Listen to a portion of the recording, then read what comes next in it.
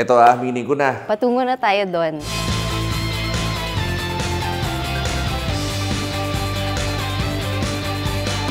Yung pinaka-valuable na lesson na tinuro sa akin ni Papa, unang-una yung pagiging resilient at yung pagiging humble. Kailangan laging handa ka sa kahit anumang hamon na dumating sa buhay at higit sa lahat, kahit saan ka man makapunta, kahit anuman ang marating mo, kailangan nakatapak pa rin yung paa mo sa lupa. At higit sa lahat, yung pagbibigay ng respeto sa mga nakakatanda at yung pagmamahal sa kapwa at lalong-lalo na sa pamilya. Ang pamilya ay pamilya. Kahit anong mangyari sa amin, sa buhay namin, na individual, ay family is family talaga. Blood is thicker than water, so we stick it out whatever happens. To always take care of yourself no matter how busy you can get. If kilala mo si Bong Revilla, you know how batak he is with his muscles, his biceps, his abs. You know, halata talaga nag-workout si Papa. And if you look at his schedule, it's really jam-packed. Lagi siyang may events, lagi siyang may taping, and yet he still made time to work out. And I think that's one of the greatest lessons he taught us. Because tama nga naman si Papa, how can you bring yourself to work if you know, you don't fully take care of yourself. So, I guess, with enough fuel from exercise, and of course, with bonding with family, the more things you'll be able to do and achieve. It's always to keep persevering. He instilled me the value of persistence and hard work. No matter what the challenge is, just keep on pushing forward. Because you really never know where it will lead you.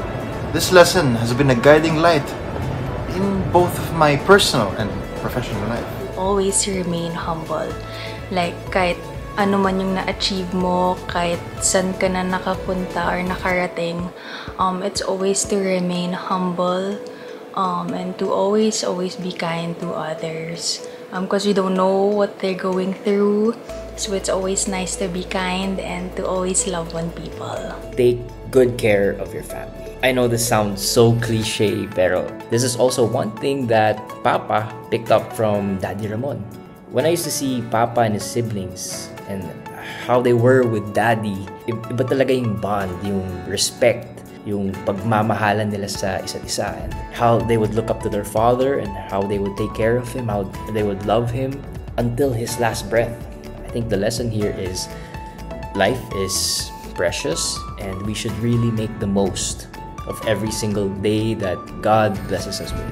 I believe itong lesson na to, itinuro din ng aking lolo kay Papa. Ang sabi nila, with everything that is that you do, yeah, okay na gamitin ng kokote natin, which is tama naman.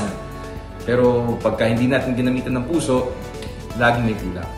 So, pinaka-importante is you always use your head, but yet, you use your heart. When you act on love, and when you do things with love, all things are possible. Yung pinaka-paborito kong bonding moment namin ni Papa. Kasi kami, pagdating sa trabaho at pagdating sa pamilya, lahat na-enjoy ko. Bakit? Dahil number one, siya yung tumatayong mentor ko, teacher ko, hindi lang tatay. Kasi sa lahat ng aspeto, kinukunan ko lagi siya ng opinion. Kaya masasabi kong sobrang lapit ko sa tatay ko dahil hindi lang trabaho bilang isang public servant. Kumbaga, we work hand in hand. Lalong-lalo na para sa distrito, pati na din sa lalawigan ng Cavite. Pagdating sa family, si Papa kasi, hindi ka natatanungin yan. Kumbaga, ikaw na mismo yung dapat mag-usa. Pero nakikita naman yan pag malungkot ka, pag may problema ka. Lagi naman comforting yan si Papa. Lagi din naman pala biro yan. Basta minsan magmulan din siyang lolokohin. Since ngayon mahilig kami mag-shoot or mag-fire, pupunta kami sa farm and nag-shoot kami ng mga baril. It's so hard just to choose one because there are so many. But if I would choose one, it's probably is when we go firing together or shooting. Every time we hit the range, it's not just about activity itself, but about the quality time we spent together. Shooting has become one of our ways to unwind and bond, and those moments are truly special to me. My favorite bonding moment with Papa will just be, hanging out and eating our green mangoes or hilaw na mangga with, yung salt, tapos sili, or like bagoong, o di kaya toyo. The best bonding moment with Papa. That's where my love of mangoes came from, and that's, from Papa. Like father, like daughter nga talaga. Definitely be yung Krame days. Grabe yung hirap na pinagdaanan ni Papa noon. I believe it was our duty as family members and his children to make sure that he never felt alone. I remember that time single pa ako noon. I would try to visit him as much as possible, where minsan naglalaro kami ng basketball, we would work out, kwentuhan about life and business, and we were really able to connect with him in a deeper level. The one that really would stick to my heart is the time when my dad was detained in Camp Crame. Yeah, that time was super difficult para sa aming pamilya, para sa kanya. But yet, this was a time na rin na mas nakilala namin ang isa't isa. Conversations are much more in depth. We were able to do and achieve so many things regardless of our situation inside Camp Crame. We learned so many lessons from him in there. We were able to get closer as a family, and we were able to get closer to God. Kaya siguro yun isa sa mga pinaka-favorite ko na medyo weird kasi yun nga incarcerated yung dad ko ng time na yun. But yet again, some things are designed by God na sometimes akala natin yung mga bagay na ipapahamak pa tayo lalo. But then again, there's always a silver lining in those dark times. There's always a light at the end of the tunnel. And that experience, I think, brought us together closer as a family. As my relationship with my dad as father and son, mas napalakas. Kaya siguro yun ay isa sa mga pinaka-favorite moments ko. Favorite, but yet, yeah, I do hate it, the fact na we had to go through that time. But again, may mga bagay tayo na kailangan pagdaan sa buhay, and yet, isa to sa mga to. And nakita naman natin, nalagpasan natin. Memorable or funny story involving my dad, nako meron, madami. So, nung high school ako, syempre prom season, nagpaalam ako kung pwede ako pumunta sa prom. Nung nagpaalam ako pumunta ako sa prom, yun pa lang, nothing else. Umiyak na siya. Tapos kasama namin mga tita ko that time, tapos they all laughed at him. And then, ito yung pangalawang paalam ko, pa, may date po ako. And then, mas lalo siya umiyak. So, mga 1 oras kami doon, nagtatawanan at nag-iiyakan sa restaurant kung nasan man kami noon. So, that was very funny. And true enough, talagang consistent siya. Pati nung nagpaalam akong magpapakasal ako, umiyak din siya. Yun. Funny yun sa akin kasi, diba, very strong and si Papa. So, yun lang. Like, when he shows his emotions or his feelings, parang just shows na what a kind and loving father he is. Siguro one of my fondest memories with Papa was a prank. So, back in the pandemic, siguro mga 2020, I was studying for my exams kasi. Tuwing nag-aaral ako, I'm usually just alone in the living room. Tapos, ito yung table ko, and then surrounding the table are windows. So, I don't really know what's happening outside unless I open the curtains. So, it was around nighttime when suddenly I heard someone banging the window. Tapos ako, medyo nagpanik ako kasi hindi ko alam kung anong nangyayari, di ba? And then, pagkabukas ko ng curtain, it was just Papa. Well, at least I could say na yung mga asar na ginagawa niya really helped me wake up and take a break a bit. Alam nyo, si Papa, sobrang hilig mag-prank niyan at manggulat ng tao. My dad is very notorious for his pranks and loves startling people at home. One time, he managed to scare nga one of our maids at home. Kala ko atakihin na. Pero tawang-tawa si Papa. Kahit sino yan, gugulatin ni Papa yan. Tapos his laughter afterwards is so infectious. Kaya, kung alam niyo talaga si Papa, alam niyo yan. A memorable story for me was Christmas Eve of 2020. That was sa Angelos, sa puntod ni Daddy at Mommy. That was when Papa gave me his blessing for me to get married. Sabi niya sa akin, paalam ka na. Sabi ko, huh? Hindi, matagal pa yun. Tapos pagtingin ko sa kanya, naluluha siya. Naiyak siya. Tapos, yun, naiyakan na kami. And that was the moment na I felt na okay, he's ready to let his little girl go. But yeah, I'm thankful for that moment because if it wasn't for that, I wouldn't know na okay na siya sa akin magpakasal. So yeah, thank you, Papa. You've always been so loving and I love you so much. Pinaka-trip niyan kasi lagi is yung manggulat. Gugulatin kami niyan. Sobrang random. Sometimes late at night, hindi mo alam, nakaabang na pala siya dyan. May sineset up na pala na prank. Gugulatin ka. Siguro yung pinaka-favorite ko is yung pagka binabalikan namin siya ng gulat. Pagka siya yung ginugulat mo, siya yung nagagalit. Lagi niya sinasabi, pasalamat ka, malayo ka sa akin nung ginulat kita. Ay, nung ginulat mo ako, kundi, nasapak na kita. Pa, lagi mong tatandaan na ako'y nandito lagi para sa'yo. Kung ano man ang kailangan, kung ano man ang dapat nating gawin, asahan mo, nandito yung anak mo na si Zolo. Handang umagapay, handang tumulong, at higit sa lahat, ang numero 1 mong sundalo. Love you, Pa. And thank you for giving me your guidance dahil yun din ang aking, kung paano mo ko pinalaki. Ganon ko pinapalaki yung aking anak, si Gab. And of course, sa pagmamahal mo na pinapakita sa aming pamilya, kay Mama, sa aking mga kapatid, at hanggang sa bago mong apo, na-appreciate namin yan. We love you so much. At kung ano man pa, andito lang ang para sa'yo. Happy Father's Day. Nako pa, alam mo na yung message ko sa'yo. Basta promise ko sa'yo ay babawiin ko lahat. I will make it up to you kung ano man nangyari in the past.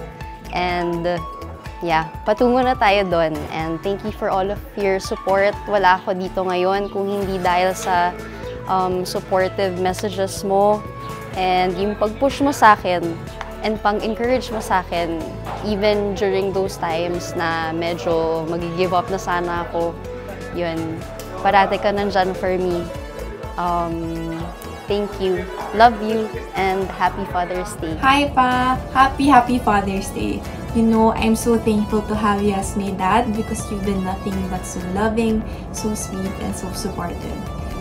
You know, I always look forward to our small bonding moments kahit nakamustahan lang siya or, you know, just the simple company because it just gives me the fuel that I need to go throughout my day. I love you so much. Always do know na we're ready to take care of you no matter what. Kahit magpuyat pa ako, gagawin ko yun, Papa. I love you so much. I can't wait to celebrate Father's Day with you. Mwah. Papa, on this Father's Day, I want to express my deepest gratitude to you. You are the rock of our family, the pillar of the strength that has guided us through thick and thin. Your lessons and resilience, hard work, and compassion for our fellow kababayans have shaped me who I am today. I remember you telling me that serving the Filipino people is like serving the man above. A philosophy that has become a guiding principle in my life. I cherish every moment we share together, from our heart-to-heart talks and our shared laughter. Your humor brings light to our lives, and your unwavering strength continues to inspire me daily. Here's to countless adventures we've had and to many more memories we will create together. Your love and guidance has been a beacon in my life. I am forever grateful to have you as my father. I love you more than words can express, Papa. I love you so much. Happy Father's Day again. Happy Father's Day, Papa! We celebrate you today, and I just wanted to say thank you for being an inspiration with the way you lead our family with wisdom, humility, and love. Yes, you're such an inspiration to all of us. We continue to pray for your success and your health every single day, and we won't ever get tired of loving you and supporting you every day. Love you, Papa. Happy Father's Day. Papa, first of all, I want to thank you for everything. Thank you for always being there for me and for the whole family. Know that we are extremely proud of you.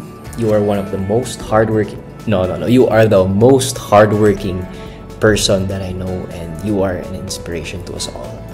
Idol na idol ka namin, Papa, and keep up the good work.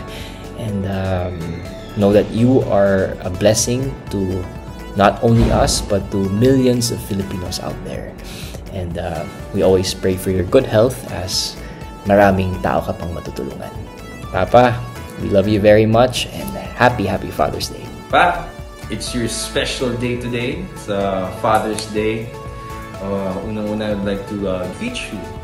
Happy Father's Day. My special message for you, Papa, is na I know sobrang dami na natin mga pinagdadaanan sa buhay o pagdadaanan pa. Good or bad, regardless of what, I'm happy na kahit papano, kahit anong pagsubok na pinagdadaanan natin, mas napapalakas pa ang ating samahan bilang isang pamilya. I would like to thank you for all the lessons that you have taught me in becoming a better person, as well as becoming a public servant.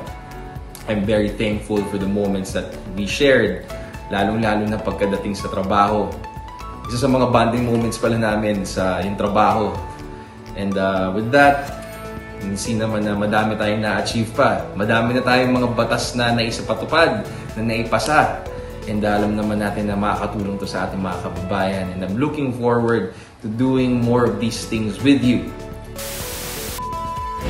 Naku, mahirap niyang balansehin ang buhay niya. Kaya kami talaga yung umiintindi.